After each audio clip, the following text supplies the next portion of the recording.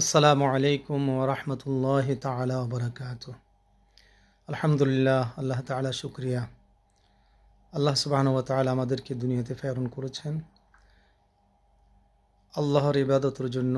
ইবাদতের মধ্যে সর্বোত্তম ইবাদত হচ্ছে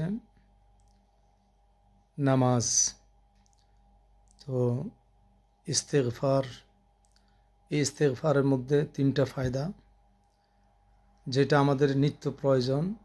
ইস্তেগফার, আস্তাগফিরুল্লাহ আস্তাগফিরুল্লাহ আস্তাগফিরুল্লাহ আস্তাগফিরুল্লাহ বেশি বেশি পড়লে আল্লাহ গুনাহ মাফ করে দেয়।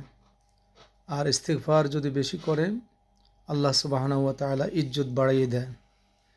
বেশি বেশি ইস্তেগফারের কারণে আল্লাহ সুবহানাহু ওয়া তাআলা রিজিকের ব্যবস্থা করে দেয়।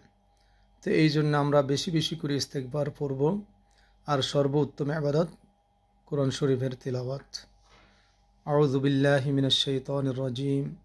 কুল ইয়া ইবাদিয়াল্লাযীনা আসরাফু আলা আনফুসিহিম লা তাকনাতু মির রাহমাতিল্লাহ ইন্নাল্লাহা ইয়াগফিরুয যুনুবা জামিআ ইন্নাহু হুয়াল গফুরুর রহিম। সাদাকাল্লাহুল আযীম।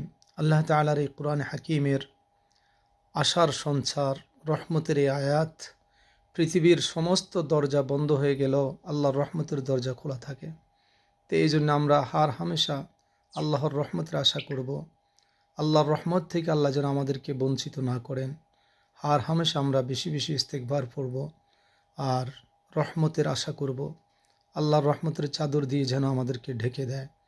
আস্তাগফিরুল্লাহ আস্তাগফিরুল্লাহ আস্তাগফিরুল্লাহ ইন্নাল্লাহা গফুরুর রহিম।